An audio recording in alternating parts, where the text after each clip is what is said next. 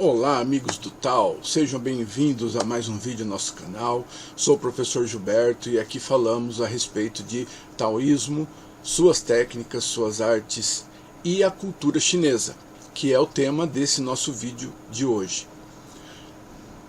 Não há qualquer dúvida a respeito da importância da escrita na nossa civilização. Criado provavelmente pelos assírios, há coisa de 3.000 anos atrás, a escrita ela revolucionou o conhecimento porque ele permitiu que se transmitissem informações de um lugar para o outro ou através do tempo, de uma geração para outra. Isso fez com que o conhecimento se perpetuasse de maneira muito mais sólida do que simplesmente pela tradição oral. Então hoje nós podemos, através da escrita, saber o que pensavam pessoas da China antiga, do Egito, da Mesopotâmia, da Grécia, de Roma, de todas essas civilizações antigas. Temos todos esses relatos escritos.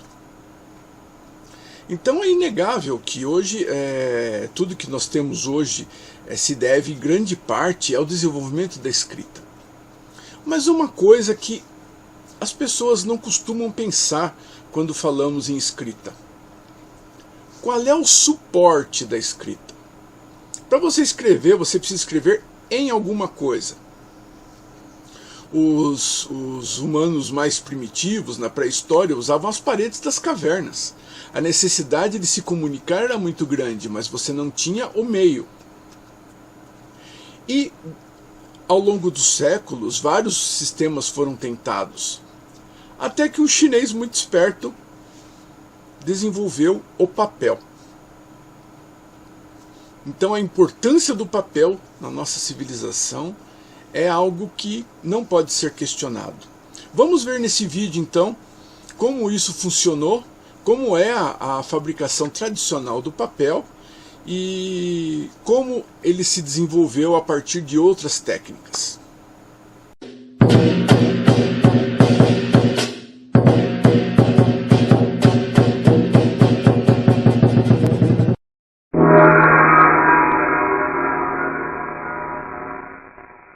A invenção da escrita, ela foi seguida imediatamente pela procura de um suporte adequado para que ela fosse feita.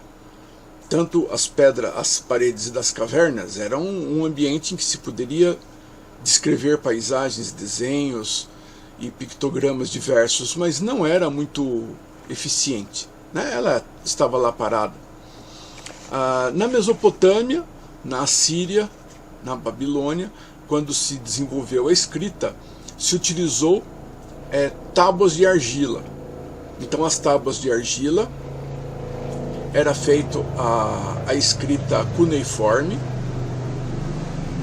através de baixo relevo, e essas tabuletas eram cozidas e aquela placa de argila permanecia com aquele texto.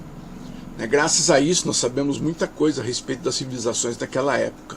No entanto, tudo aquilo que nós sabemos que chegou até nós deve ser uma parcela ínfima do que foi escrito, porque a tábua de argila era frágil, sujeita à umidade, sujeita à quebra. Literalmente ela virava pó. Então não era um substrato muito interessante. O Egito deu um passo muito à frente fazendo o papiro, que era um tipo de papel feito com os juncos, que era muito comum nas margens do Nilo, mas era também um sistema muito caro de se produzir e o material era muito frágil.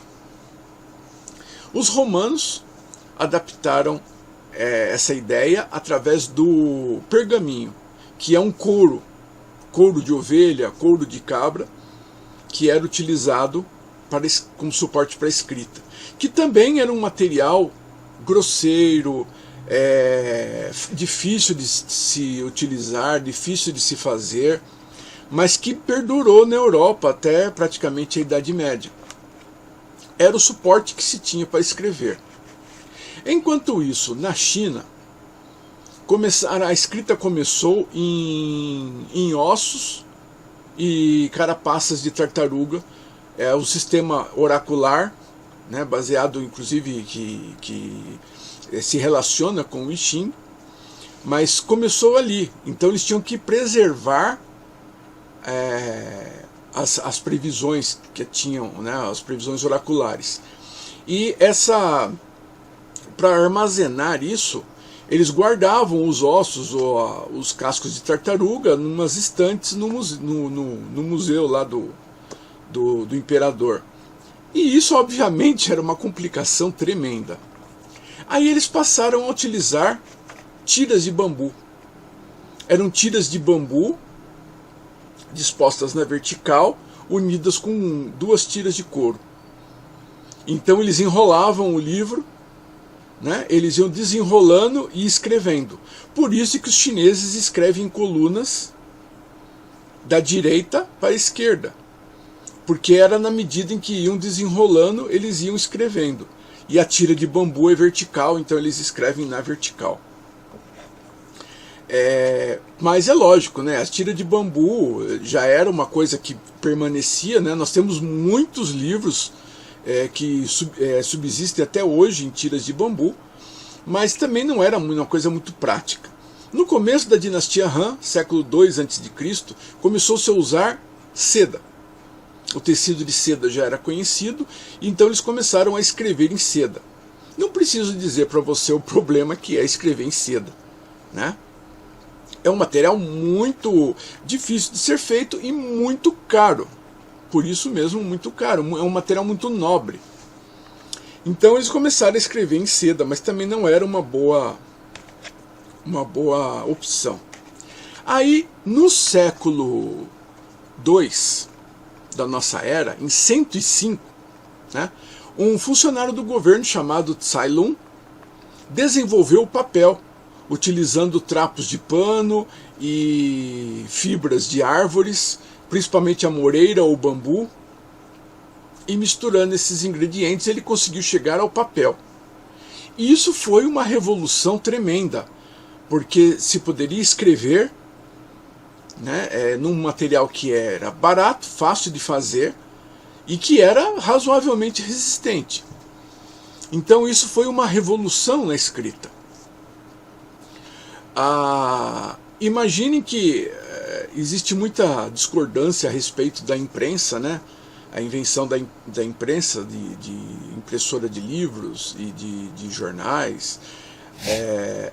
E existe muita divergência com relação ao pioneirismo dos chineses, que, a meu ver, ela é incontestável. Ok? Incontestável. Em outro vídeo nós vamos falar sobre a invenção da imprensa na China, que é um negócio um pouco mais complicado, a gente precisa de mais tempo para definir. Mas enquanto se discute se foi o Gutenberg ou se foram os chineses antigos, uma coisa é inegável: você precisa do papel. Sem papel, Gutenberg não tinha feito as impressões dele. O papel é essencial na impressão. Então a invenção do Tsai Lung em 105, ele mudou, assim, foi uma guinada da humanidade, porque permitiu que os escritos, os conhecimentos, as informações fossem trocadas de forma mais fácil, em maior quantidade e permanecessem por séculos ou milênios.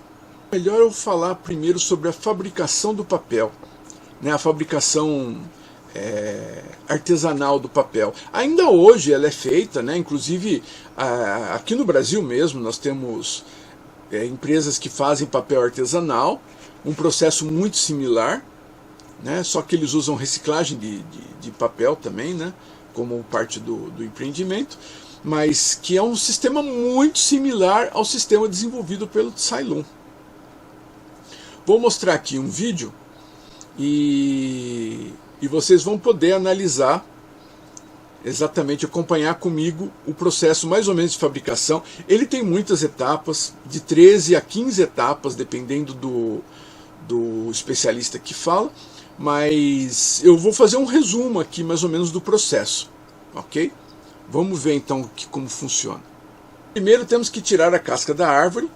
Não sei que árvore é essa, né? Muitas árvores podem produzir fibra.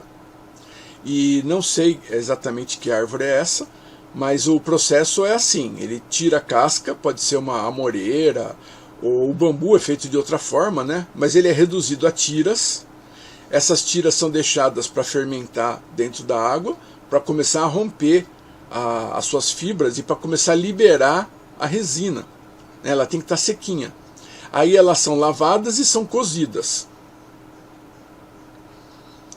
Também para amolecer e soltar o resto das fibras. Aí ele é deixado para secar ao sol. Ó, vocês veem que depois de seca, ela já tem cara de papel, né? As fibras já tem cara de papel. Aí essa polpa, ela é amolecida na água e ela é batida para poder desfazer totalmente as fibras. E são jogadas em um tanque de água. E essa polpa, ela é peneirada. Olha só, ela é peneirada e esses branquinhos são as fibras do papel. Aí ele é colocado numa pilha. Olha só, já saiu uma folha de papel. Aí ele vai e pega outra vez a peneira. Aí ele vai e recoloca outra folha de papel. Depois que ela é prensada para tirar o excesso de água, as folhas de papel são colocadas para secar. Secar ao sol mesmo, secar a secagem normal. Depois disso, elas são retiradas e você tem a folha de papel pronta. Olha só. Esse sistema, ele ainda é utilizado, né? Lógico, você viu o vídeo aqui, ele é ainda utilizado como papel artesanal e tem inúmeras utilidades. Mas esse é o mesmo processo que o Tsai Lung fez há 2000 anos. Praticamente 2000 anos. É esse mesmo processo. Então vejam que existem muitas etapas, mas o processo é simples. É um processo mecânico simples. E você tem um produto de grande versatilidade e de grande utilidade. O papel, é lógico que era utilizado apenas pelos chineses, né? Mesmo na rota da seda, o papel, ele participava, né? É lógico, ele era levado de um lado para o outro, mas ninguém sabia fazer, só os chineses. Assim como a seda, né? A seda só os chineses sabiam fazer. Então, até que na Batalha de Talas, em 751 da nossa era, que foi uma luta entre um califado muçulmano da Ásia Central e a dinastia Tang. A dinastia Tang mandou um exército para lá, porque aquela região ela era fundamental na rota da seda. Tá? Então, no norte da Ásia Central, onde passava a rota da seda, era fundamental o território. E houve uma batalha em 751 entre as tropas Tang e as tropas do califado muçulmano. E as tropas Tang venceram, e o califado mandou um representante ao império para poder restabelecer relações diplomáticas e resolver a questão, né? Depois houve outros desdobramentos da Batalha de Talas, mas não vem ao caso agora. O que é importante? Durante esse conflito, vários prisioneiros chineses ensinaram os muçulmanos como fazer papel. Muitos desses soldados chineses eram fabricantes de papel na China.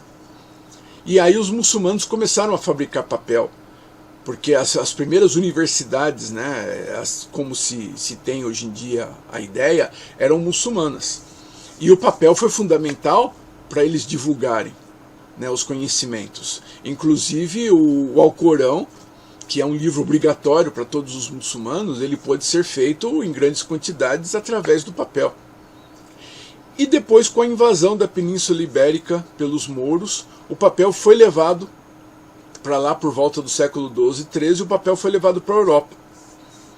E se proliferou também na Europa, até 1450, quando Gutenberg inventou a imprensa na Europa. Tá, na Europa. Os chineses já imprimiam livros há 500 anos, mas na Europa foi o Gutenberg que criou primeiramente. E o papel ele funciona dessa forma.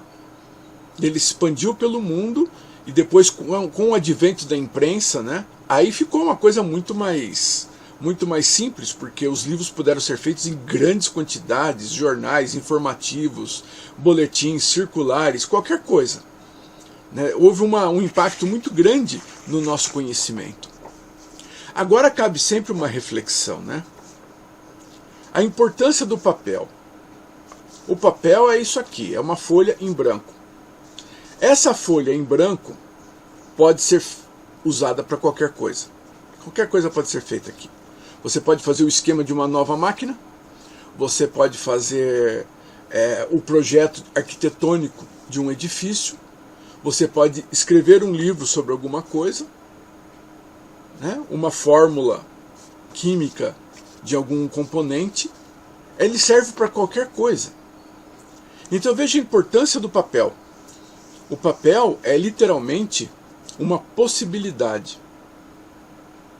Ele por si só não é nada. Ele é uma possibilidade. O que se faz com o papel é que é a coisa mais importante. Isso cabe uma reflexão, né? O que você tem feito com os papéis? Com o seu papel? O que você coloca no papel? Inclusive os nossos projetos, quando você coloca no papel, é o primeiro passo para se realizar. Porque a hora que ele está na mente, ele está em outra dimensão. Quando você põe no papel, ele se torna físico. Ele vem para o nosso mundo físico. Então coloque suas ideias no papel e preste muita atenção em tudo que você vê à sua volta, a importância que tem o papel.